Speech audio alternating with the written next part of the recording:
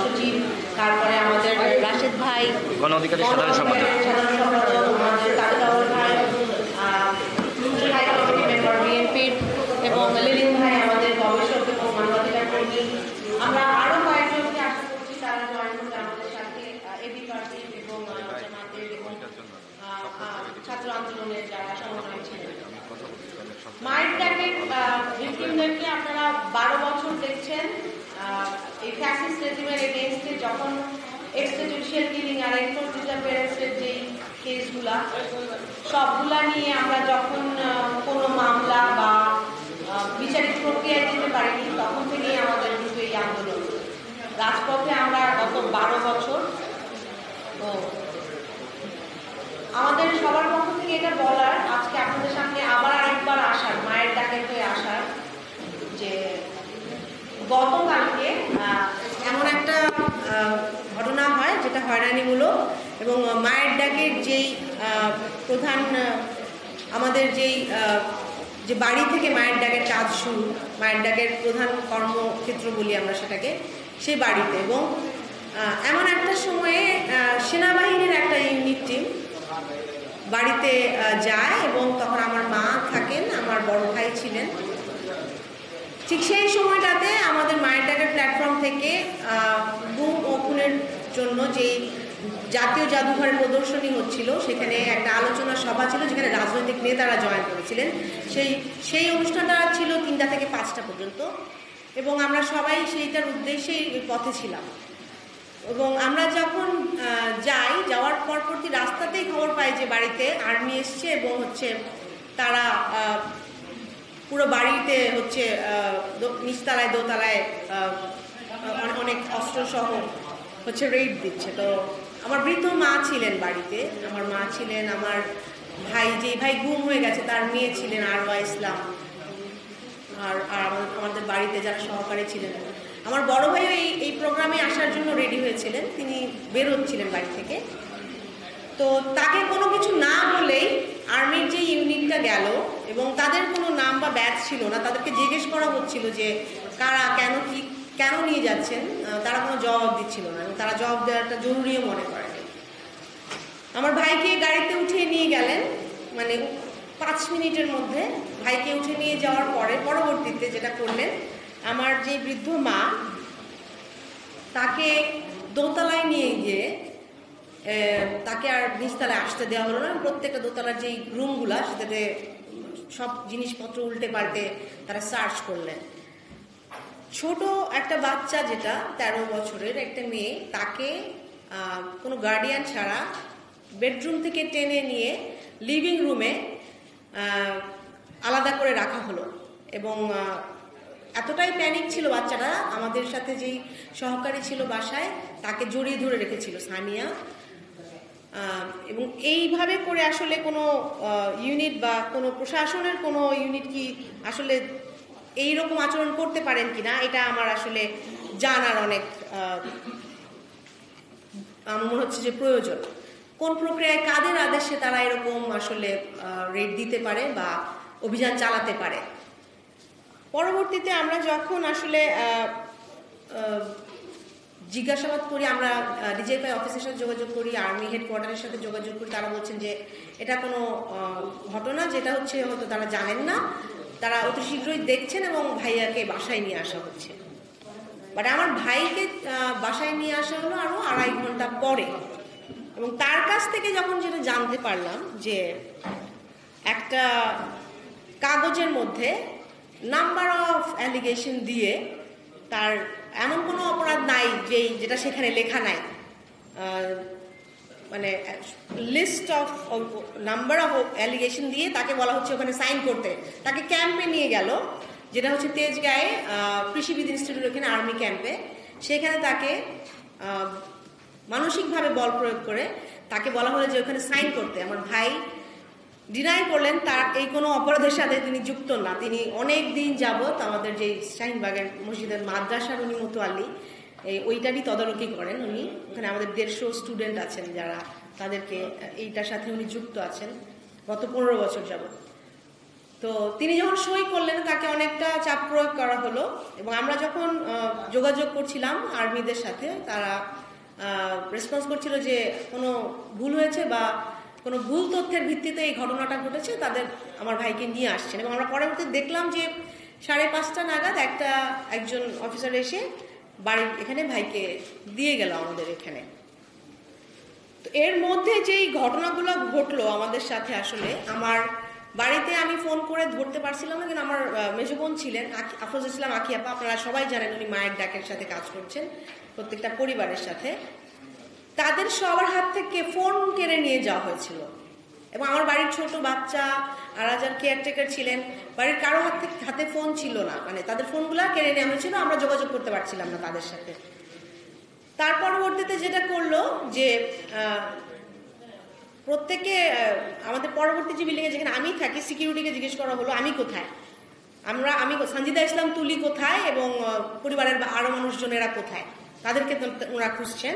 এবং পরবর্তীতে গেট থেকে বের হওয়ার পরে ওনারা খুঁজতে, আমাদের যে পরিবারের আরো সদস্যরা ছিল সবাইকে জিজ্ঞেস করছেন যে সিসিটিভির কন্ট্রোলটা কোনখানে, সিসিটিভির রুমটা কোথায়। পাশের একটা বিল্ডিংয়ে ছিল, আর্মি সেখানেও যায়, এবং সেখানে যে তারা চেষ্টা করে যে সিসিটিভির যে ফুটেজ সেটাকে ডিলিট করার জন্য। তো সিসিটিভির যদি কোনো লিগাল অপারেশন কেউ করতে আসে, তাহলে সিসিটিভির ফুটেজ ডিলিট করতে যাবে কেন? আর একটা কথা হচ্ছে, যখন আমার ওখানে যারা ছিলেন মাদ্রাসার হুজুররা, তো ওনারা বললেন যে আপনারা সিসিটিভি দেখেন, আপনারা ইউনিফর্মে এসছেন, কিন্তু আপনারা তো ডিলিট করতে, তখন ওরা হার্ড ডিস্ক খুলে নিয়ে যাবে, এরকম একটা ধমকও দেয় তাদেরকে, ধমক হিসেবে খুব রুড বিহেভ করে। আমার মাকে দোতলায় নিয়ে গিয়ে আমার মাকে দোতলা থেকে নিচে নামতে দেওয়া হয় না।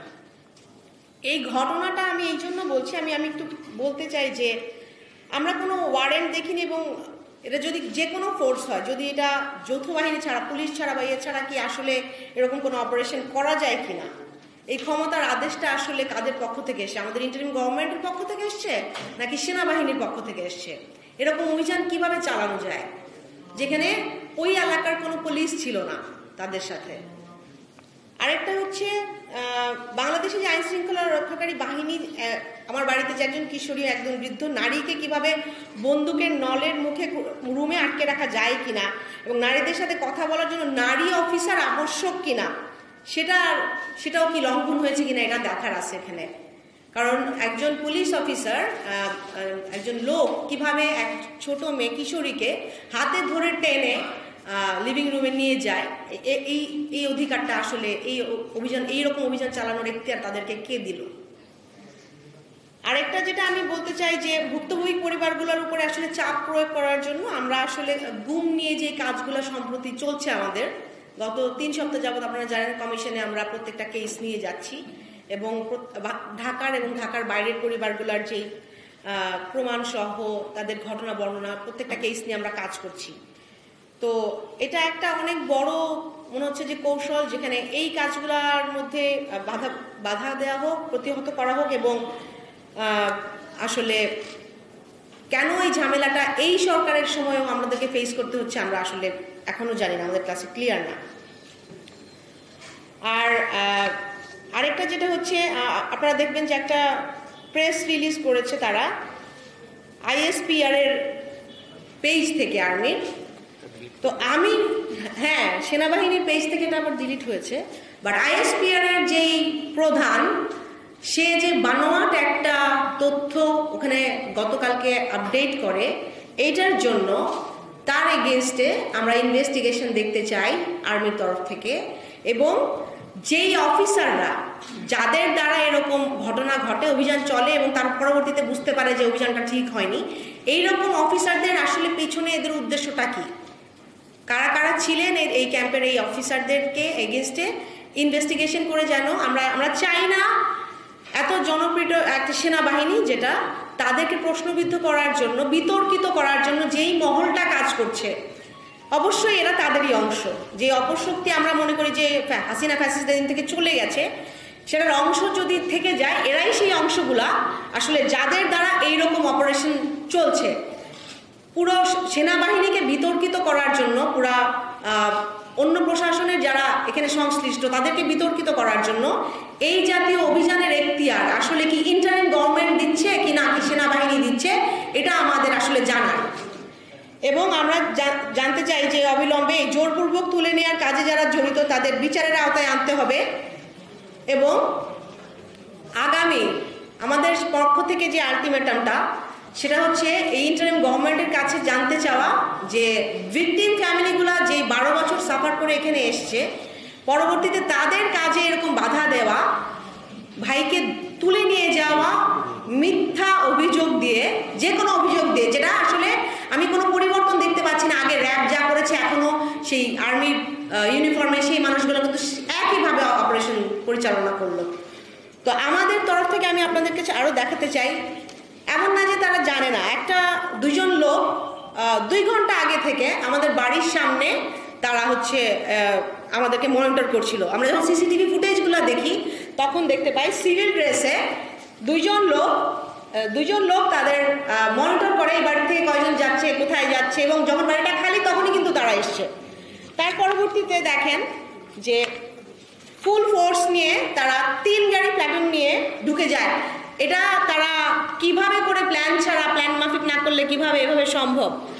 তারপরে আমার মাকে, আমাদের সিকিউরিটিকে গলায় ধরে রাখে, কলারে ধরে জিজ্ঞেস করা হয় আমরা কোথায়, সানজিদা ইসলাম ওরা কোথায়, বাড়ির মালিকরা কোথায় গেছে।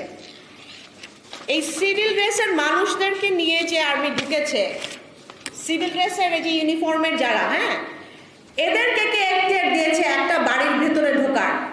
আর এরা একটা বাড়ির ভিতরে ঢুকে অন্য কোনো অপকর্ম করবে কিনা এটা কি আমরা জানি?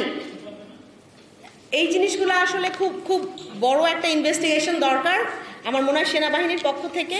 এবং তারা যখন সারা বাড়িতে যে দোতলায় নিচতলায় প্রত্যেকটা রুমের মধ্যে কি সার্চ করে, আসলে কিসের এগেনস্টে অ্যালিগেশন? আমার মা বৃদ্ধ, তাকে দোতলা থেকে নামতে বাধা দেওয়া হচ্ছে, যেন তিনি ওই উপরের তলায় থাকেন, তাকে নিচে আসতে দেওয়া হচ্ছে না। এই সিভিল ড্রেসের যেই মানুষ আমার ভাইকে তুলে নেওয়ার আগে সিগন্যাল দিচ্ছে, এই মানুষগুলো নিয়ে ওনারা আসলে কি মনিটর করছিলেন, কি দেখছিলেন? আর আমার মা যখন আমার ভাইকে নিয়ে যাওয়ার সময় রাস্তায় যায়, তাকে রাস্তায় যেতেও বাধা দেওয়া হচ্ছে, তিনি যেন ভিতরে চলে যান। আমার মাকে এভাবে করে বাধা দিয়ে ভিতরে চলে যেতে বলা হয়েছে। এই যে তারপরে সিসিটিভি ক্যামেরার ফুটেজের জন্য রুমে ঢুকে যে হুমকি ধামকি করা হয় যে হার্ড ড্রাইভ খুলে নিয়ে যাওয়ার জন্য, আমি প্রত্যেকের সাথে আপনাদের ফুটেজগুলো শেয়ার করে দিব, কয়েকজনের সাথে আমরা করেছিও। তো এই রকম কর্মকাণ্ডগুলোর জন্য আসলে আমরা এই সময়ে আশা করি না যে এই ইন্টারিম গভর্নমেন্টের কাছ থেকে, যেখানে আমাদের অনেক চাওয়া, অনেক প্রাণের বিনিময়ে 16 বছরের এত ত্যাগ, এত মানুষের জীবনের বিনিময়ে আমরা আসলে এখানে আজকে দাঁড়িয়েছি। তো আর সম্মিলিতভাবে বাংলাদেশ থেকে আসলে আর মায়ের ডাক না, শুধু আমি বলবো প্রত্যেকটা ভিকটিম, প্রত্যেকটা মানুষের নিরাপত্তার কথা চিন্তা করে যে আমরা তাহলে এখন কোথায় আছি। এরকম অভিযান যদি চলে, এরকম কর্মকাণ্ড যদি চলে অবৈধ, তাহলে আমরা আসলে এখনও কোন জায়গায় আছি। তো আমার অবশ্যই চাও, অভিযোগটা আমার কিন্তু আসলে এই সরকারের কাছে, ইন্টারিম গভর্নমেন্টের কাছে এবং সেনাবাহিনীর কাছে, এর সাথে যুক্ত যত অফিসার আছে তাদেরকে যেন ইনভেস্টিগেশন করে বিচারের আওতায় আনা হয়। এবং ISPR এর যে হেড, যিনি বানোয়াট একটা স্টেটমেন্ট দিতে পারে এবং এটার সাথে জড়িত থাকতে পারে, তাকে অবশ্যই ইনভেস্টিগেশনের আওতায় এনে বিচারের দাবি জানাই এবং আমাদেরকে দেখাতে হবে। আমরা 3 দিনের আলটিমেটাম দিচ্ছি মায়ের ডাকের পক্ষ থেকে, আমরা যারা এখানে সবাই আছি সবার পক্ষ থেকে। 3 দিনের মধ্যে যদি আমরা সদুত্তর না পাই, মায়ের ডাক অবশ্যই আবার রাজপথে কঠোর কর্মসূচি নিয়ে আসবে এবং আমরা আশা করব এর মধ্যেই আমাদেরকে জানানো হবে, এই ঘটনার উদ্ঘাটন করা হবে, প্রপার ইনভেস্টিগেশন করে আমাদের এই অন্যায়, এই যে এখনো ভিকটিম ফ্যামিলিগুলোকে যে হয়রানি, এদের কাজে বাধা দেওয়ার জন্য, ভয় দেখিয়ে থামিয়ে দেওয়ার জন্য যে প্রচেষ্টা চলতেছে, 12 বছরও দেখেছি, এখনও যদি সেটা দেখতে হয়, সেটা আসলে খুবই ন্যাক্কারজনক। এবং আমরা চাবো তারা ইনভেস্টিগেশন করে এই অফিসারদের এগেনস্টে যারা এটার সাথে জড়িত তাদেরকে বিচারের আওতায় আনবেন এবং আমাদেরকে জানাবেন। আদারওয়াইজ 3 দিনের মধ্যে আমরা আমাদের কর্মসূচি তাদেরকে আবার রাস্তায় আসতে বাধ্য করব। আমার পক্ষ থেকে আমি ধন্যবাদ সবাইকে যারা কষ্ট করে আমাদের সাথে আছেন, আমাদের সাথে আমরা তাদের কাছ থেকেও কিছু শুনবো। এই পরিস্থিতিতে আমরা তাদের কাছ থেকে জানতে চাই। ধন্যবাদ সবাইকে। জি।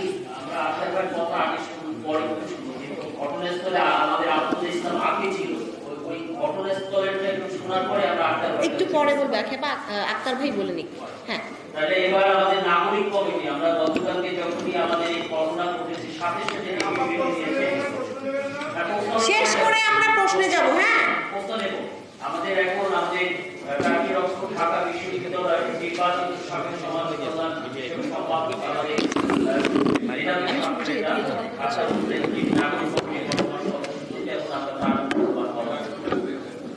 কি নাম বললেন? আক্তার হোসেন।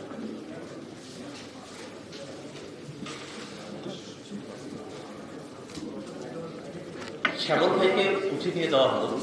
এই ঘটনাটা আমাদেরকে স্মরণ করিয়ে দেয় আওয়ামী ফেসিবাদের সময় মানবাধিকার লঙ্ঘনমূলক যে কর্মকাণ্ডগুলো করতো, যে কার্যক্রমগুলো তারা চালাতো, সেই কার্যক্রমগুলোর কথা আমাদেরকে স্মরণ করিয়ে দেয়। আমরা জাতীয় নাগরিক কমিটির পক্ষ থেকে বরাবরই বলে আসছি যে ফেসিবাদী ব্যবস্থার বিলোপ দরকার, নতুন রাজনৈতিক বন্দোবস্ত দরকার। এই ঘটনায় আমাদের কাছে স্পষ্ট হলো ফেসিবাদী ব্যবস্থার যে কলকবজাগুলো আছে সেগুলো এখনো নিষ্ক্রিয় হয়নি। অথবা আমাদের জন্য একটা বড় চ্যালেঞ্জ সমাজের, রাষ্ট্রের এবং বাহিনীগুলোতে যে ফেসিবাদের আখড়া জমেছে সেই আখড়াগুলোকে ধূলিসাৎ করে দেওয়া, এটা আমাদের একটা কর্তব্যের জায়গা বলে আমরা মনে করি। একই সাথে আমরা মনে করি গ্রেফতারি পরোয়ানা ছাড়া কোনো ব্যক্তিকে যদি ধরে নিয়ে আসা হয়, সেই ধরে নিয়ে আসাটা কোনোভাবেই জাস্টিফাইড হতে পারে না। পরোয়ানা লাগবে, ল অ্যান্ড অর্ডারের যে মূলনীতি সেটাকে পালন করেই সকল কাজকর্মগুলো পরিচালনা করতে হবে। আমরা নাগরিক কমিটির পক্ষ থেকে তাকে প্রেস রিলিজে এটা জানিয়েছি যে এই ঘটনাটা আমাদের জন্য অত্যন্ত দুঃখজনক একটা ঘটনা এবং আমরা আরম্ভ থেকেই এই ঘটনার আমরা ব্যাখ্যা চাই।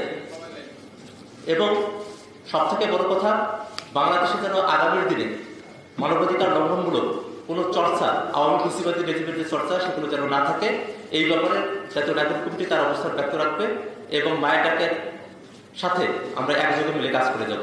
ধন্যবাদ সকলকে। আমরা এবার আমাদের আরেকজন সাবেক ছাত্র নেতা যিনি আমাদের সাধারণ সম্পাদকের দায়িত্ব আমাদের অত্যন্ত প্রিয় রাশেদ ভাই, আমরা তার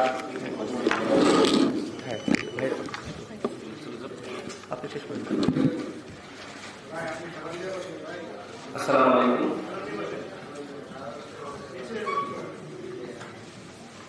শুরুতেই দুঃখ প্রকাশ করছি যে সংগঠনটি দীর্ঘ 10-15 বছর ধরে নিপীড়িত, নির্যাতিত, গুমের শিকার মানুষের পাশে দাঁড়িয়েছে, কথা বলেছে, সেই সংগঠন এবং সেই সংগঠনের একজন সদস্য সংগঠক আমাদের তুলি আপা, আখি আপা, তার ভাই, তাকে এই মুহূর্তে এভাবে পরিস্থিতি শিকার হতে হয়েছে।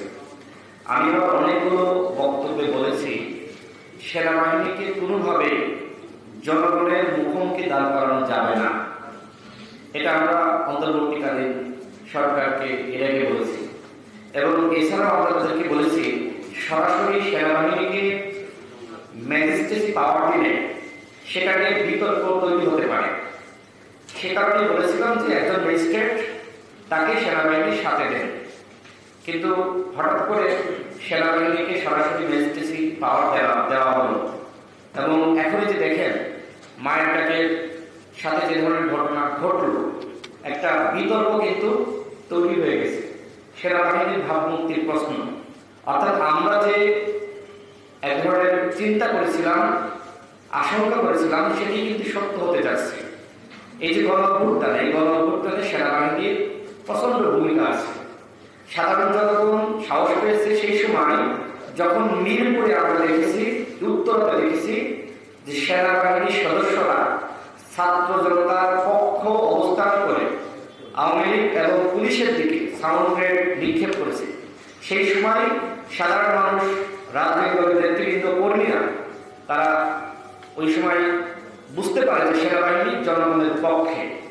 এই সেনাবাহিনীকে সবসময় স্বাধীনতা, সার্বভৌমত্ব রক্ষায় এইভাবে জনগণের পক্ষে থাকতে হবে। কিন্তু যে ঘটনা ঘটলো এটি অত্যন্ত হৃদয় বিদারক। আমি এই ঘটনা দেখার সাথে সাথেই সেনাবাহিনীর সাথে যোগাযোগ করার চেষ্টা করেছি এবং জানার চেষ্টা করেছি কেন এই ধরনের ঘটনা ঘটলো। কারণ মায়ের ডাক আমার সংগঠন, আপনার সংগঠন, আমাদের সংগঠন। আমরা মনে করি যে এই সংগঠনটিকে সরকারিভাবে পৃষ্ঠপোষকতা করা দরকার। এই যে গুম খুন হয়েছে এর তদন্ত করার জন্য বাংলাদেশে মানবাধিকার কমিশন আছে, তারা মূলত অকার্যকর, সেই জায়গায় কার্যকরী ভূমিকা রেখেছে মায়ের ডাক। আমরা মনে করি যে অন্তর্বর্তীকালীন সরকারের পক্ষ থেকে অবশ্যই এই ঘটনার তদন্ত করা হবে এবং আমাদের সেনাপ্রধান তিনিও জনগণের পক্ষে ছিলেন। যারা এই ধরনের ঘটনা ঘটিয়েছে আমরা দৃঢ় প্রত্যাশা রাখি তিনি এর জন্য অবশ্যই একটি প্রেস ব্রিফিং করার মাধ্যমে সেনাবাহিনীর বক্তব্য কি এবং এর পিছনে আসলে কি ধরনের ঘটনা রয়েছে, কেন ঘটল, সে বিষয়ে স্পষ্ট বক্তব্য দিবেন। আমরা সেনাবাহিনীকে সাথে নিয়ে রাষ্ট্র সংস্কার করতে চাই।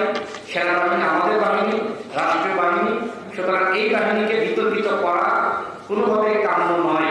কারা এই ধরনের ঘটনা ঘটানো, তুলিয়াপা থেকে বললেন সেখানে সিভিল ড্রেসে কারা ছিল, তাদেরকে অবশ্যই আমি মনে করি খতিয়ে দেখা দরকার। আমি বক্তব্য সংক্ষেপ করছি, সর্বশেষ বলবো মায়ের ডাকের সাথে যে ধরনের ঘটনা ঘটেছে আমি মনে করি এটি আমার সাথে ঘটেছে, এটি আপনার সাথে ঘটেছে, জনগণের সাথে ঘটেছে। আজ ঘটেনি কিন্তু আগামীকাল ঘটতে পারে।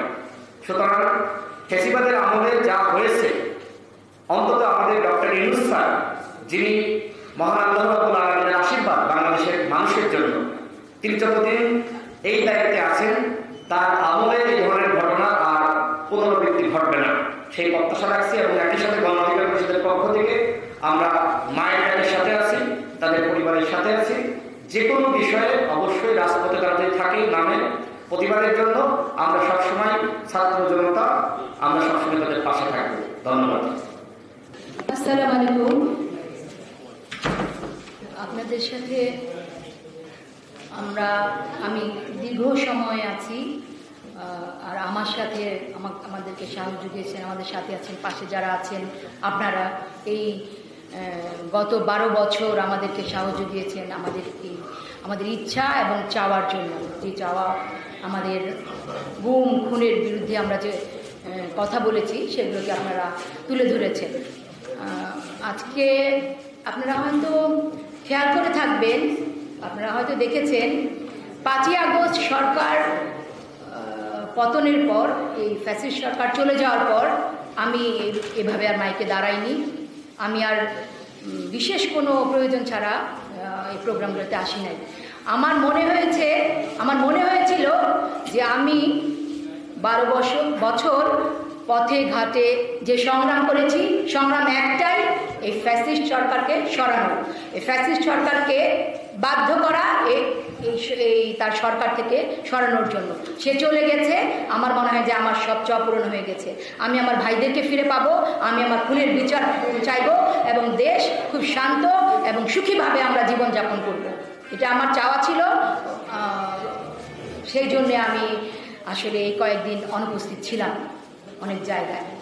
তো আমি দেখছি গতকালকে এসে দেখছি যে আবার আমাকে এই মাইকের সামনে দাঁড়াতে হলো। আপনাদেরকে বলতে হলো সেই একই কথা, সেই একই ঘটনা, সেই ফ্যাসিস্ট সরকারের সময় যে ঘটনাগুলো, অসংখ্য ঘটনা আপনাদের সামনে আমরা তুলে ধরেছি। আপনারা দেখেছেন বারবার সংবাদ সম্মেলন করে আমরা বিভিন্ন ঘটনা আপনাদের সামনে তুলে ধরেছি। কালকে সেই একই ঘটনা আমাদের পরিবারে ঘটেছে। যখন আমি খবর পেলাম, জানতে পারলাম যে আমাদের বাসায়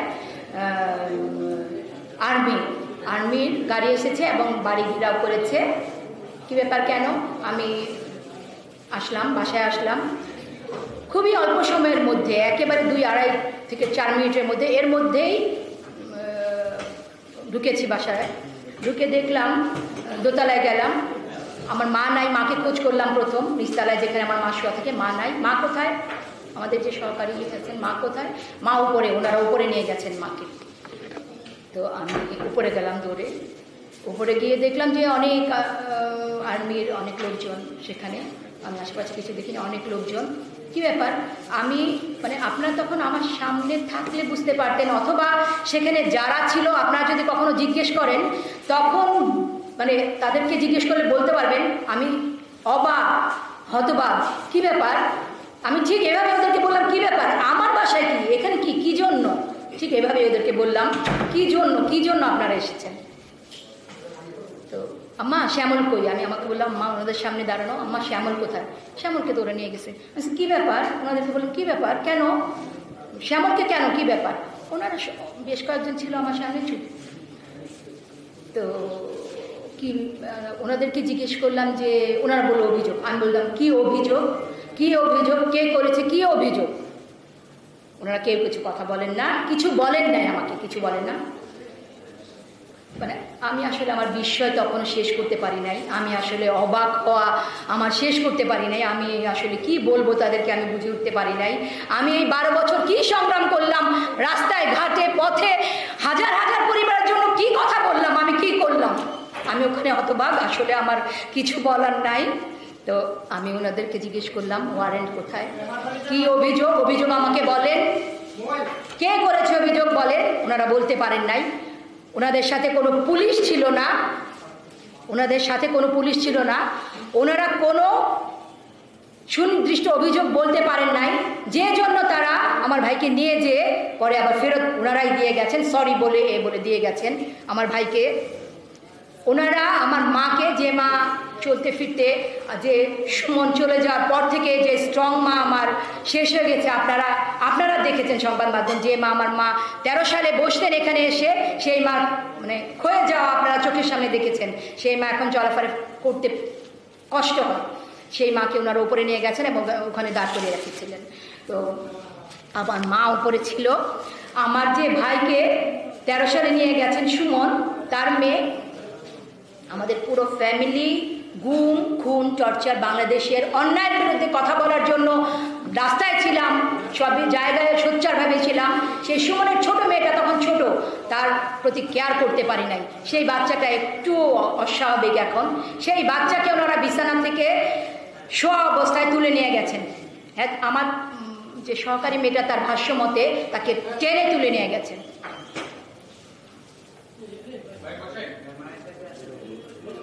আর আমার যে অপারেশন, যে এই ইয়েরা আর্মির যে 3টা হরার ভরাম ছিল, আর্মি এসেছিলেন আমাদের পরের বাড়ি, পাশের বাড়ি এবং এই বাড়িতে, তারা যে ঢুকেছেন, যে অপারেশন, সেই অপারেশন সেম, একেবারে সেম আমি 12 বছর যে কথা বলে আসছি, র্যাব যেভাবে করতেন, যেভাবে করেছেন, যেভাবে করতেন, যেভাবে কঠোর অবস্থা ছিল তাদের, যে ওয়ারেন্ট নাই, কোনো অভিযোগ বলতে পারেন না, যেভাবে না বলে ঘরে ঢুকে যাওয়া, যেমন তেমন ব্যবহার করা।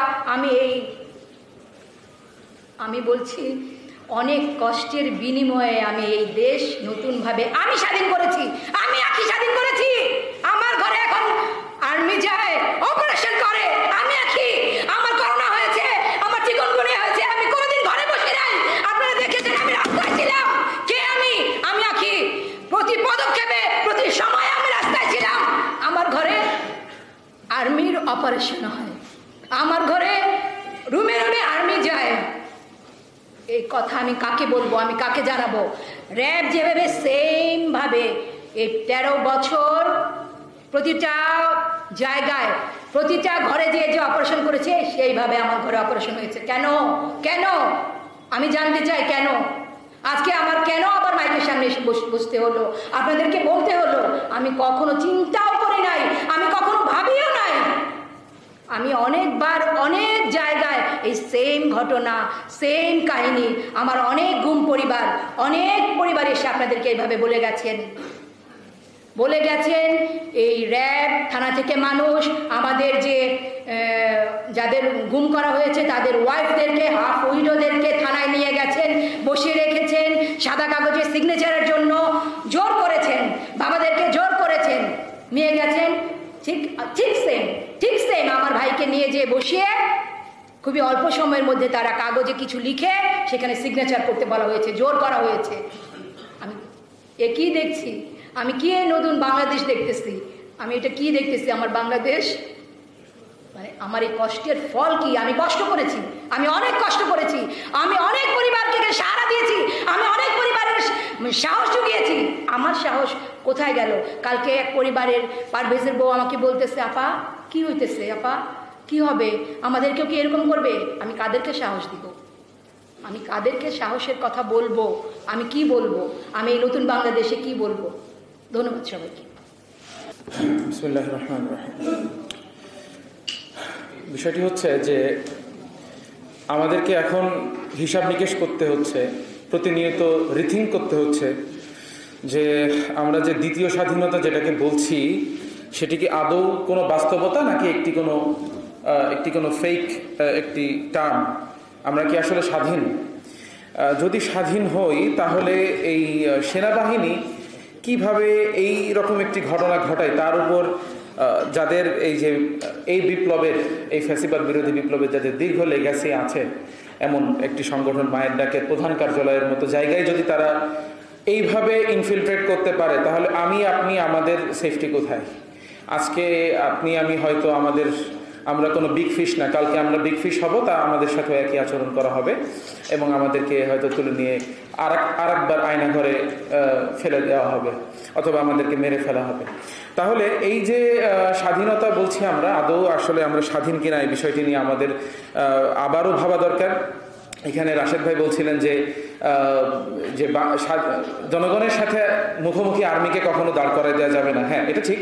বাংলাদেশের স্বাধীনতা রক্ষার জন্য এটি জরুরি। জনগণ যদি সেনাবাহিনী মুখোমুখি হয়ে যায় তাহলে বাংলাদেশে একটি রক্তক্ষয়ী গৃহযুদ্ধ সিচুয়েশন আমরা দেখতে পারি।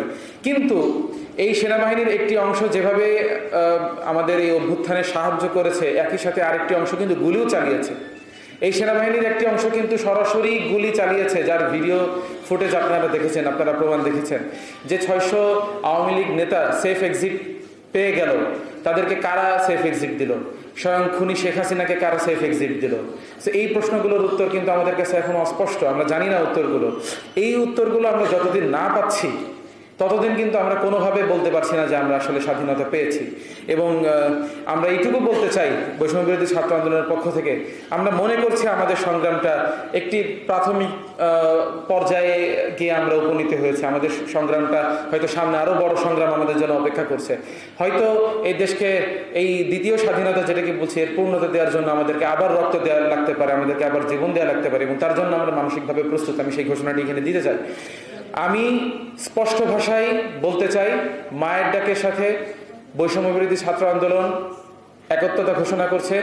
আমি তারেকুল ইসলাম, দীর্ঘদিন আমরা এই গুমের বিরুদ্ধে, এই মায়ের ডাকের তাদের যে লড়াই, সেই লড়াইয়ের পাশে আমরা এর আগেও দাঁড়িয়েছি। হাসিনা সরকার তার যখন পূর্ণ ক্ষমতা নিয়ে বসেছিল, তখনও কিন্তু আমরা তাদের পাশে দাঁড়িয়েছি এবং আমরা এখনও পাশে দাঁড়িয়ে আছি, সামনেও পাশে দাঁড়াবো। বাংলাদেশে এই গুম খুন, এই রাহাজানির যে অপরাজনীতি, সেই রাজনীতিকে চিরতরে দাফন করা পর্যন্ত আমাদের সংগ্রাম শেষ হবে না। আমি এই বলে মায়ের ডাকের সাথে আবারও সংহতি প্রকাশ করে আমি আমার বক্তব্য শেষ করছি। আসসালামু আলাইকুম রহমতুল্লাহ। শুভ অপরাহ্ন সকলকে। সাইফুল ইসলাম শ্যামল আমাদের ভাই, সাইফুল ইসলাম সুমন গুমের শিকার সাজিদুল ইসলাম সুমনের ভাই, বড় ভাই। মায়ের ডাক সংগঠনের যিনি প্রধান সমন্বয়কারী এবং যারা এটা ফাউন্ডিং মেম্বার, তার সন্তান এবং তার ভাই, দুইজন সমন্বয়কারীর কথা আমরা এখানে শুনেছি যারা মায়ের ডাকে থেকে কাজ করেন, আফরোজা ইসলাম আঁকি এবং তুলিয়াপার কথা। তো তুলিয়াপা, আমি তুলিয়াপা আখিয়াপাই বলি, এটা আমার অভ্যাস হয়ে গেছে।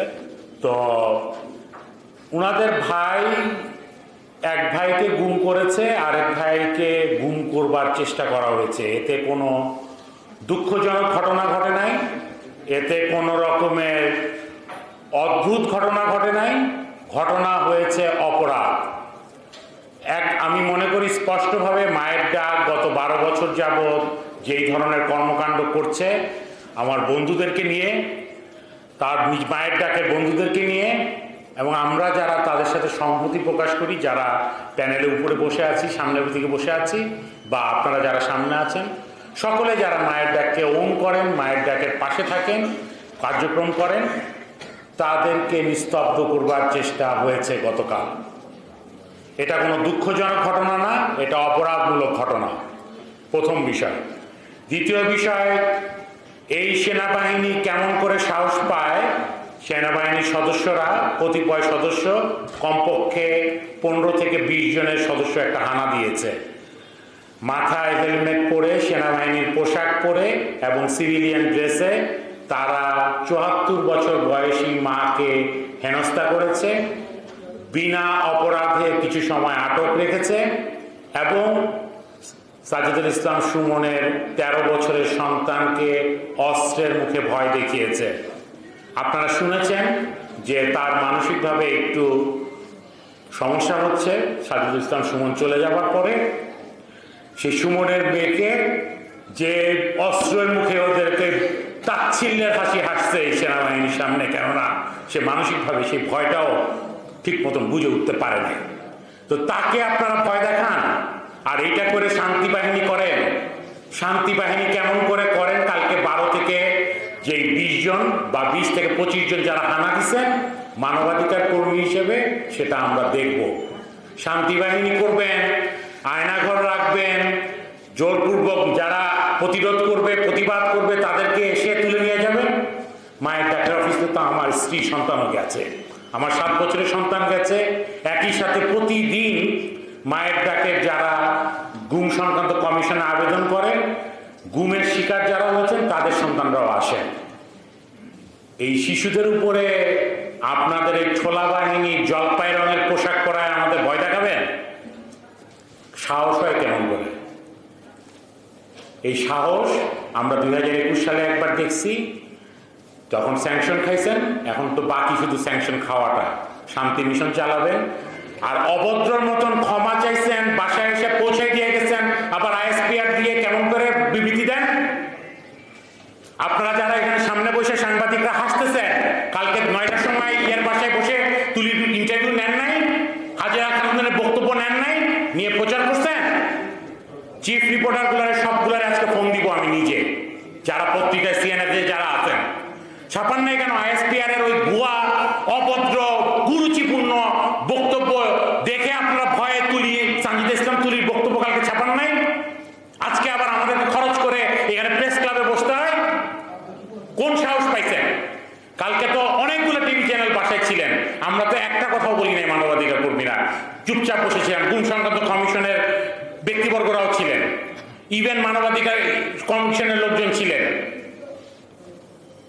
আমেরিকান এম্বাসি লোকজন ছিলেন, ইউর লোকজন ছিলেন। কই? আমরা তো একটা কথা আপনাদের সামনে বলি নাই, চুপচাপ ছিলাম, ক্ষমা চাইছেন, লজ্জা পাইছেন, দুঃখ প্রকাশ করছেন, মেনে নিছিলাম। তা আজকে আমাকে আবার 15,000 20,000 টাকা খরচ করে এই মা সন্তান স্ত্রীদেরকে আসতে হবে কেন গুমের পরিবারে?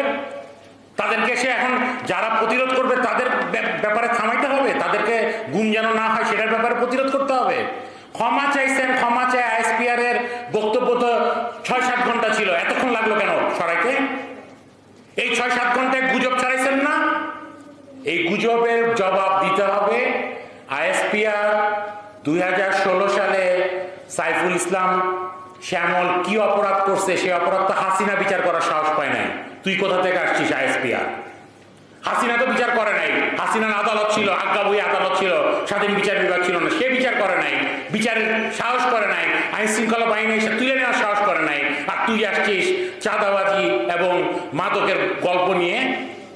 এই যে মিথ্যা বানোয়াট ISPR এর তুলে নেওয়ার পরেও 6-7 ঘন্টা যে বক্তব্য ছিল, তার ফলে মায়ের ডাকের পরিবারের সদস্যদের এবং একই সাথে সাজিদুল ইসলাম সুমনের এবং আফরোজা ইসলাম আখি, তুলি আপাদের যে এই ধরনের সম্মানহানি হয়েছে, এই সম্মানের প্রতিকার কি? রাষ্ট্রীয় বাহিনীর থেকে খবর নিতে হবে, ক্ষমা চাইতে হবে। এখানে উপদেষ্টা মণ্ডলীদেরকে দিয়ে ক্ষমা চাওয়ানো কিংবা অমুক দিক থেকে সরি, দুঃখ, দেখতেছি, এগুলা তো আমরা বুঝি।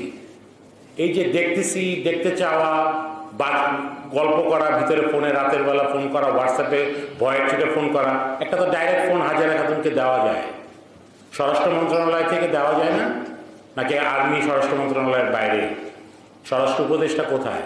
তিনি তো ওইখানেই ছিলেন এক সময়। তো একটা ফোন দেওয়া যায় না? তো এখন ফোন দিচ্ছেন কাদেরকে, কোথায় দিচ্ছেন না দিচ্ছেন, এগুলো খবর আমরা রাখি। মানবাধিকার কর্মী হিসেবে রাখাটা আমাদের দায়িত্বের ভিতরে পড়ে। সর্বশেষে যেটা বলতে চাই, গতকালকে যারা যারা এখানে গোয়েন্দা বাহিনীর লোক আছেন কিনা জানি না, থাকলে হাত তুলেন তো দেখি সাহস করে। রিপোর্টটা ঠিকভাবে করবেন, স্পষ্ট করে লিখে বলবেন। যারা যারা গতকালকে মায়ের ডাকের অফিস সহ তাদের বাসভবনে হামলা চালাইছেন, এই হামলার জন্য লিখিতভাবে ক্ষমা চাইতে হবে। যারা যারা এই অপরাধের সাথে যুক্ত তাদের নাম পাবলিকলি প্রকাশ করতে হবে এবং পাবলিকলি প্রকাশ করবার পরে ডিপার্টমেন্টাল কি অ্যাকশন নিয়েছেন সেটা দেখব। আর ৭৪ বছরের মায়ের সাথে ১৩ বছরের সন্তানের সাথে যে অপরাধ আপনারা করছেন তা তো কোন আইন দ্বারা আর আদালত দ্বারা বিচার করা যাবে সেটা আমি জানি না, নাইও আসলে। কিন্তু এই ক্ষমাটা কেমন করে চান সেটা দেখতে চাই। বাড়িতে যেহেতু রাতের বেলা ১৩ বছরের বাচ্চা টাচ্চা গায়ে হাত দিচ্ছেন, নিজের বাচ্চাদের গায়ে, স্ত্রীকে আদর করছেন, মাকে সম্মান জানাইছেন, নিজের স্ত্রী সন্তানদেরকে কেমন করে সম্মান জানান যখন বাইরের মায়ের ডাকের মতন একটা সংগঠনের পরিবারের সদস্যদেরকে সম্মান জানাইতে জানেন না? অসভ্য। আপনার এই সেনাবাহিনী যদি সঠিকভাবে সঠিক পন্থায় কাজ না করে, আমি মনে করি এই সেনাবাহিনীর যারা যারা এই জোরপূর্বক গুমের সাথে বিগত সময়গুলোতে যুক্ত ছিল, এই সেনাবাহিনী ধ্বংস হয়ে যাবে ওই যুক্ত থাকার কারণে। টিকাইতে পারবেন না। মনে রাখেন, র্যাপিড অ্যাকশন ব্যাটালিয়নকে ব্যান করতে হবে, আয়নাঘরগুলোকে ওপেন করতে হবে যাতে শেখ হাসিনা যে প্রমাণগুলো রয়ে গেছে গুম খুনের সেটা প্রমাণ হিসেবে রক্ষা করতে হবে। এবং ওগুলোকে অনেকে টুরিস্ট স্পট বলতেছেন, আমরা টুরিস্ট স্পট চাই না।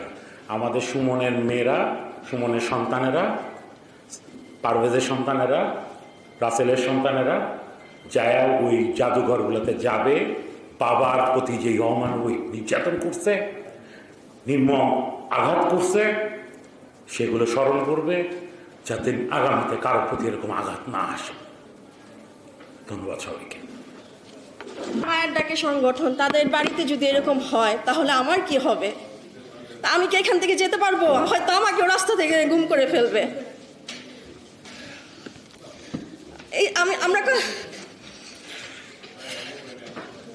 আসলে আমি কালকের পর থেকে আমি কালকে সারা রাত ঘুমাইতে পারি নাই। আমি তুলে আপাকে বলি, আপা আমি ঘুমাইতে পারি না। আপা বলে কিসের ভয়? কিন্তু আমার তো মনে হয় না এটা ভয় না, এটা আমাদের তো আবার সেই আগের জায়গায়। আমি সেই 2013 সালে আবার চলে গেছি।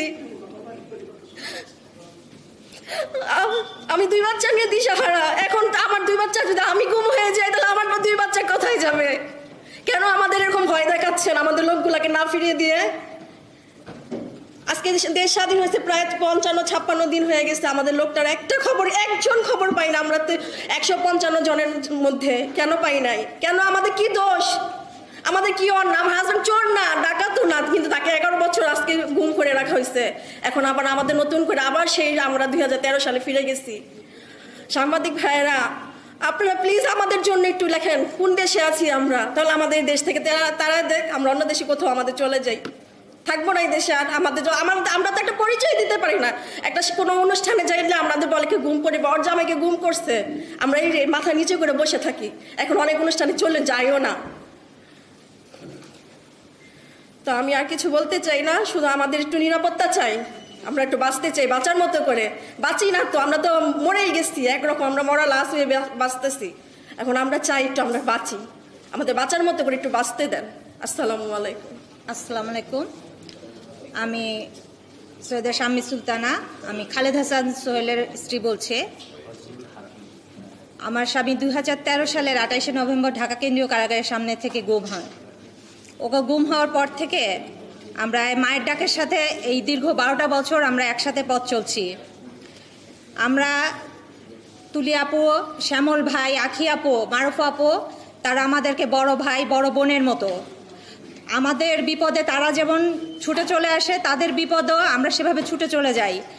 কালকে যে ঘটনাটা হয়েছে, কালকে আমরা একটা জাতীয় জাদুঘরে আমাদের একটা প্রোগ্রাম ছিল, আমরা সেইখানে সবাই যাচ্ছিলাম। সেই যাওয়ার সময় আমরা শুনতে পেলাম যে শ্যামল ভাইকে এভাবে আর্মিরা তুলে নিয়ে গিয়েছে। তখন আমরা ওই প্রোগ্রামটাতে নিজেরা অস্থির বোধ করছি যে কতক্ষণে আমরা তুলিয়াপুর বাসায় যাব, যে শ্যামল ভাই কি হলো, হঠাৎ করে কেন এভাবে তাকে তুলে নিয়ে চলে যাবে। এখন বর্তমানে কোনো স্বৈরশাসক নাই যে এভাবে তাকে বাসার থেকে কোনো গ্রেফতারি পরোয়ানা কিছুই ছাড়া তাকে তুলে নিয়ে যাবে, এবং সেনাবাহিনীকে এমন কোনো ক্ষমতা এখনও কেউ দেয়নি যে তারা এভাবে কোনো বিনা কারণে এভাবে কাউকে ঘর থেকে তুলে নিয়ে যাবে। যেই আতঙ্কে আমরা 11 বছর আগে ছিলাম, আমি আমার ছোট একটা সন্তান আছে, সেই সন্তান তখন যে আতঙ্কে দিন কাটাতো, ঘরের থেকে বের হলেই সে মনে করতো তার মা ফিরে আসবে না। আমার আম্মু সারাক্ষণ বলতো, বাসার থেকে বের হচ্ছিস তুই আবার গুম না হয়ে যাস। এখন এই 11 বছর পরে আবার সেই আতঙ্ক আমাদের ভিতর ফিরে আসবে। এখন তো সেই স্বৈরশাসক নাই, তাহলে এখন আমরা সেই আতঙ্কে থাকবো। এখন আমাদেরকে দমানোর যতই চেষ্টা করা হোক, আমরা এখন আর কোনোভাবেই দমবো না। এখন আমরা দ্বিগুণ না, আমরা এখন শত গুণে, আমরা শত উদ্যমে এখন আমরা চেষ্টা করব যে আর কেউ যেন আমার স্বামীর মতো এরকম গুম না হয়, আমার মতো যেন কেউ এরকম ছবি নিয়ে কেউ দাঁড়িয়ে আপনাদের কাছে চিৎকার না করে বলে যে আমার স্বামীকে ফিরিয়ে দেন, আমার সন্তান যেন না বলে আমার বাবাকে ফিরিয়ে দাও, আমি আমার বাবাকে ফিরে পেতে চাই, আমার বাবাকে ছুঁয়ে দেখতে চাই। এই দিন আর আমরা কেউ কাটাতে চাই না। আমরা চাই শ্যামল ভাইয়ের সাথে যে যা হয়েছে সেটা সুষ্ঠু তদন্ত হোক এবং যারা এর সাথে জড়িত তাদের যথাযথ বিচার করা হোক। ধন্যবাদ। সকল মিডিয়ার ভাই বোনেরা, আজকে আমরা যে ইস্যু নিয়ে আমরা কথা বলছিলাম, আমরা এখনো কিন্তু এইসব ইস্যুর ব্যাপারে খুবই কনসার্ন হয়েছি। তবে এই বিষয়টি বিস্তারিতভাবে আমার দল, বাংলাদেশ জাতীয় দল থেকে আনুষ্ঠানিকভাবে আপনাদের কথা বলা হবে। এই পর্বে আমি অফিসিয়ালি কিছু বলছি না, তা বলতে পারছি না। আপনাদের জানা যাচ্ছে যে রাজনৈতিক দল হিসাবে, সামাজিক কর্মী হিসাবে, মায়ের ডাকের যে মুভমেন্ট, যে কষ্ট আমরা সাপোর্ট দিয়েছিলাম, আগামীতেও দিব। কিন্তু মায়ের ডাক কিন্তু খালি মায়ের ডাক একা নয়। আমরা জানি যে এরকম গণতন্ত্র প্রতিষ্ঠা করার জন্য, ন্যায় বিচার প্রতিষ্ঠা করার জন্য অনেকে শহীদ হয়েছে, কেউ মারা গিয়েছেন, কেউ গুম হয়েছেন, কেউ আহত হয়েছেন এমনভাবে যে আজীবন তারা প্যারালাইজ হয়েছে। তো সকলের প্রতি আমাদের কনসার্ন থাকে, আমরা আশা করি এরকম ঘটনা আর কখনো সামনে হবে না। ধন্যবাদ। আমাদের মায়ের ডাকের তুলিয়াপার ভাই শ্যামল ভাই, যার ভাইকে 2013 সালে গুম করা হয়েছিল আইন শৃঙ্খলা বাহিনীর মাধ্যমে, তার বাড়িতে অভিযান, তাকে গ্রেফতার আমাদের কি বার্তা দেয় তা আমাদেরকে বুঝতে হবে। আমরা এই মায়ের ডাকের পরিবারের পক্ষ থেকে এবং আমি নিজে এই ঘটনার তীব্র নিন্দা ও প্রতিবাদ জানাই, এর সুষ্ঠু তদন্ত এবং বিচার দাবি করি। আসসালামু আলাইকুম।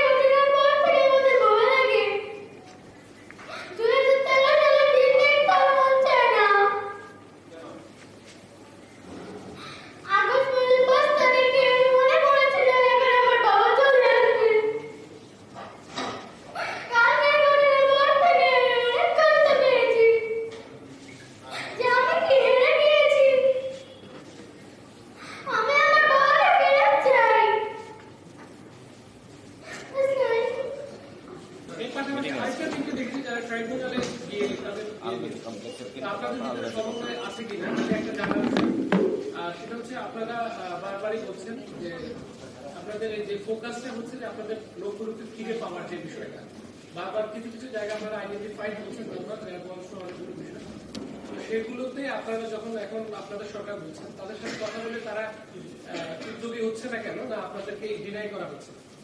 এটা সর্বশেষ একটা প্রশ্ন করবো, এই যে যারা সমন্বয় আছেন তাদেরকে একটু প্রশ্ন করতে, আপনাদেরই তো সেখানে দুজন আছেন, আপনারা আসলে তাদের সাথে কি যোগাযোগ করতে পারছেন না, না তারা আপনাদেরকে এসব বিষয়ে আপনাদের সাথে কথা বলছেন? আপনারা আবার বলছেন আবার রক্ত দেওয়া লাগবে, কাদের বিরুদ্ধে রক্ত দিবেন?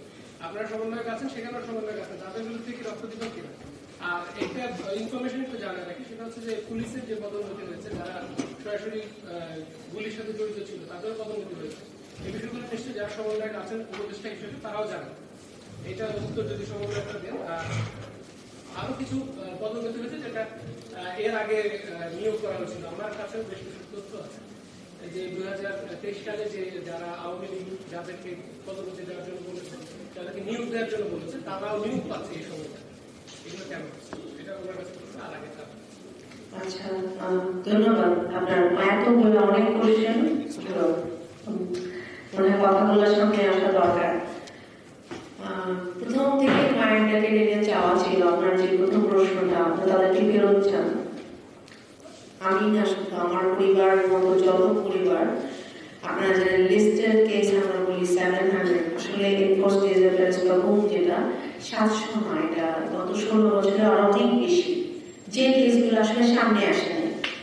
তো সেই আমাদের প্রথম থেকেই মায়ের ডাকে যে চাওয়াটা ছিল যে আমার স্বজনকে ফেরত পাওয়া, জীবিত অবস্থায় তাকে পরিবারের কাছে দিতে হবে, সেই চাওয়াটা কিন্তু এখনো আছে। 13 বছরে কিন্তু আমাকে রাষ্ট্র বা আইন প্রয়োগকারী সংস্থা থেকে এখনো জানানো হয়নি আমার ভাইয়ের সাথে কি হয়েছে। ইলিগালি তাকে তুলে নিয়ে যাওয়া র্যাব কর্তৃক, এবং এই যে প্রত্যেকটা পরিবার, আমার পরিবার মতো আরো যে হাজারো পরিবার বাংলাদেশে, তাদেরকে এই যে 5ই আগস্টের পরবর্তীতে যখন আমরা বলছি যে আমার আইন প্রয়োগকারী সংস্থা ট্রান্সপারেন্ট, আমার ব্যবস্থা ট্রান্সপারেন্ট, আইন ব্যবস্থা, প্রশাসন সবকিছু যদি সেটাই হয়ে থাকে, যদি ফ্যাসিস্ট রেজিমের অপশক্তি না থেকে থাকে, তাহলে আজকে 1.5 মাস পার হয়ে গেছে, তার পরবর্তীতেও কিন্তু আমরা একটা পরিবারও জানি না। আপনারা জানেন 3 জন ফেরত এসেছেন যারা সিক্রেট ডিটেনশন সেলে আছেন, যাদের কথা আপনারা শুনেছেন, তারা ছাড়া একটা পরিবারকেও কিন্তু ইনফর্ম করা হয়নি যে মানুষগুলা কোথায়, তারা জীবিত আছে নাকি তারা আমাদের মাঝে নাই। এবং এই জানতে চাওয়াটা মায়ের ডাক যতদিন থাকবে, যতদিন একটা পরিবার গুম থাকবে, আমাদের চাওয়াটা সেটাই থাকবে। এবং এটার সাথে আমাদের আরো অনেকগুলো চাওয়া, আপনারা জানেন পরবর্তীতে প্রত্যেকটা সিচুয়েশনে আমাদের ডিমান্ড ছিল নিরপেক্ষ একটা তদন্ত কমিশন, যেটা কাজ শুরু করেছে। তারপর তাদের এগেইনস্টে অ্যালিগেশন, যে অফিসার বা যেই সংস্থা যে ঘটনার সাথে যুক্ত ছিল, তাদেরকে যেন তারা বিচারের আওতায়, যেটা এখনো আমরা পরিলক্ষিত করছি না, সেই ক্ষেত্রে একটা ট্রাইব্যুনাল জানেন যে একটা গঠন করা হয়েছে, এবং ইন্টারন্যাশনাল ক্রাইম ট্রাইব্যুনালে ক্রাইম এগেইনস্ট হিউম্যানিটিতে এনফোর্স ডিসঅ্যাপিয়ারেন্সকে আনার যে একটা মেকানিজম, সেইটা ঘোষণা হয়েছে আইনটা প্রণয়নের জন্য আমাদের অপেক্ষা। তো সেই ক্ষেত্রে আমার মনে হয় বিচারিক প্রক্রিয়ায় যাওয়ার একটা রাস্তায় আছে। বাট অনেক বেশি কষ্ট হয় যখন দমন পীড়ন, এই হ্যারাসমেন্টগুলো আগের মতো এখনো চলে আসছে এই পরিবারগুলোর সাথে। আপনি যেটা বললেন যে অনেকজন চলে আসছে নতুন ভাবে, যাদেরকে দেখা যাচ্ছে অনেক মানুষ 16 বছর আসলে ভয়ে কথা বলতে পারেন না। এবং সেই যে আমি যেদিন আমরা 5ই আগস্টের পর থেকে আমরা কিন্তু ডিজিএফ এর অফিসের সামনে ছিলাম, আপনারা দেখেছেন, জানার জন্য যে আমার ভাইয়ের সাথে এবং যারা এই হাজারো পরিবার, তাদের ভিকটিমরা কোথায়। এবং আয়নাঘর থেকে ওই দিন থেকে কিন্তু মানুষকে বের হতেও দেখেছি আমরা, ব্যারিস্টার আরমান বলেন, মাইকেল চাকমা বলেন, তাদেরকে বের হতে দেখেছি। তখন থেকে আমাদের একটা অনেক বড় আশা এবং তথ্য জানার জন্য ওই জায়গায় যাওয়া, পরপর 3 দিন আমরা গিয়েছিলাম। আমরা কিন্তু ওখানে দেখেছি অনেক পরিবার যাদেরকে আমরা গত কিন্তু 12 বছরে দেখিনি, তাহলে সে তো ভয়ে সামনে আসতে পারেনি। তার অধিকার নেই, তার স্বজনকে জানার অধিকার অবশ্যই তার আছে। এবং আমার মনে হয় ভিন্ন ব্যক্তি, ভিন্ন যেই জানতে যাক, তার ঘটনা বর্ণনা এবং স্বচ্ছতার ভিত্তিতে যদি ভেরিফাইড হয়, অবশ্যই তার পরিবারকে জানানো উচিত তার স্বজনের সাথে কি হয়েছে, এবং অধিকারটা তার আছে। আর পরবর্তী কোয়েশ্চেনগুলো হচ্ছে বলেন ভাই। জি,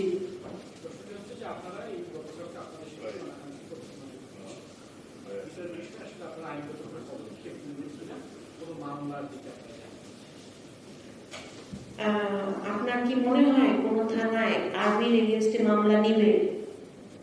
আমার প্রশ্ন আপনাদের কাছে। এখন আমরা যেই প্রক্রিয়ার মধ্যে আছি, যেই ইয়েতে আছি, আমরা জানি যে গণহত্যার যে যারা মারা গিয়েছিল ছাত্র আন্দোলনের, ছাত্র জনতার যে আন্দোলনের, অনেকের মামলা এখনো নিচ্ছে না, সেটাও আমরা জানি। অবশ্যই ইলিগাল ভাবে যে অভিযানটা চলেছে, এটা একটা বিচারিক প্রক্রিয়া, আইনি প্রক্রিয়া আমরা যেতে চাই, অবশ্যই আমরা এটার দাবি জানাই। এবং এটার জন্যই আমরা কিন্তু ইনভেস্টিগেশনের জন্য দাবিটা জানিয়েছি সেনাবাহিনীর কাছে, এবং যথাযথভাবে উপদেষ্টা মণ্ডলীর কাছে যে রাষ্ট্র ক্ষমতায় স্বরাষ্ট্র মন্ত্রণালয়ের উপদেষ্টা যিনি আছেন তারা যাদের দায়িত্বে আছেন আইন প্রয়োগকারী সংস্থা ইনভেস্টিগেশন করে জানানোর জন্য কারা এদের পেছনে আছেন এবং আমরা যদি যথোপযুক্ত পরিচয় না পাই ঘটনার নেপথ্যে কারা আছেন কোন অপশক্তি এখনো কাজ করছে অবশ্যই আমরা আইনি প্রক্রিয়া যাব এবং এটাকে বাংলাদেশের মানুষের সামনে প্রত্যেকের সামনে আমার মনে হয় অবশ্যই আনা উচিত আদারওয়াইজ এই যেই ফ্যাসিজম বা যেইভাবে অত্যাচার অন্যায় তারা করে যাচ্ছে এই অন্যায়টা কিন্তু বন্ধ হবে না তো বন্ধ করার জন্য হলেও আমাদের একটা আইনি প্রক্রিয়া যাওয়া উচিত এবং এই জন্য আপনাদের জবাবদিহির আওতায় আনতে চাচ্ছি বিচারিক প্রক্রিয়া যেন তাদেরকে আনা হয় এবং আমাদের সামনে বলা হয় যে এই অফিসারদের এই কারণে আসলে এই অবস্থাটা সৃষ্টি হয়েছে।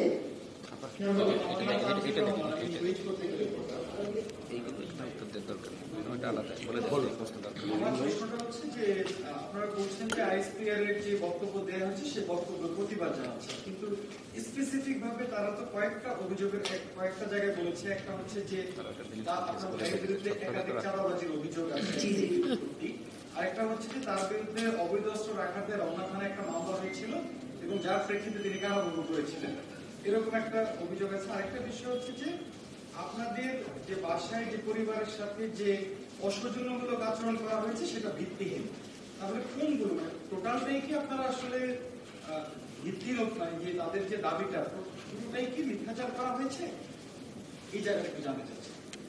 তারা এসেছে এবং অবৈধভাবে এসেছে এটা তো খুব বড় সত্য দ্যাট ইজ ভেরি ক্লিয়ার। হ্যাঁ এখন আসেন আমার ভাইয়ের জায়গায় আমার ভাইয়ের যে কর্মকাণ্ড তার এগেইনস্টে একটা কেসও কোথাও নেই কোনো অ্যালিগেশনের ছাড়া বৈধ কোনো অ্যালিগেশন ছাড়া ওয়ারেন্ট ছাড়া কোনো বাহিনীর এখতিয়ার নাই কোনো বাড়িতে অবৈধভাবে ঢুকে তাকে নিয়ে যাওয়ার।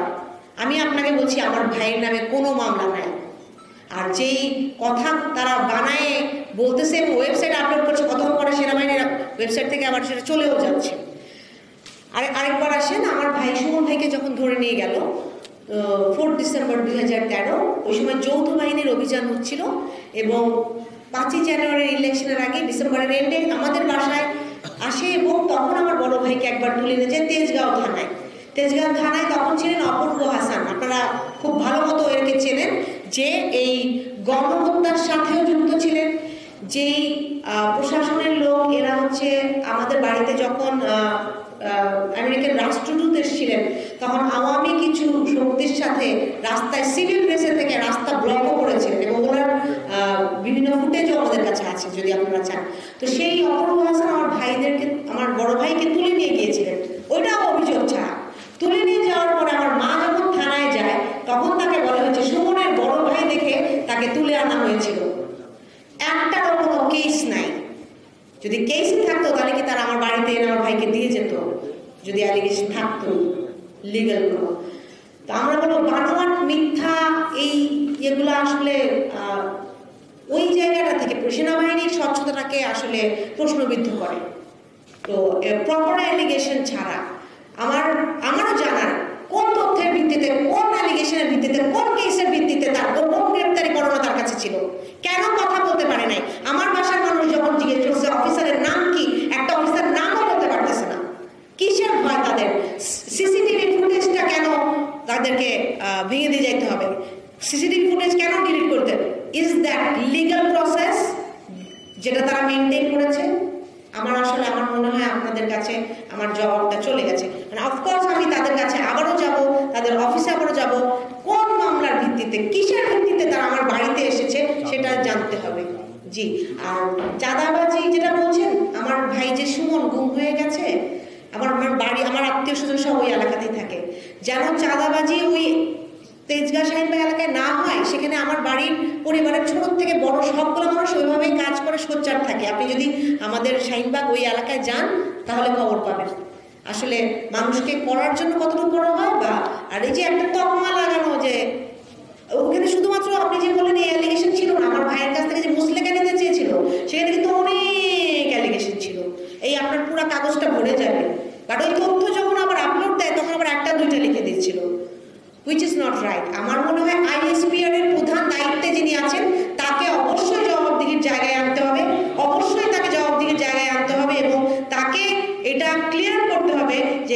তথ্যের ভিত্তিতে, কিসের ভিত্তিতে এই অস্পষ্ট মানে অবৈধ মিথ্যাচার প্রচারটা তিনি করলেন, এবং আমরা চাবো এদেরকে অবশ্যই ইনভেস্টিগেশন করে যেন রাষ্ট্রীয় বাহিনী, সেনাবাহিনী বিচারের আওতায় আনেন।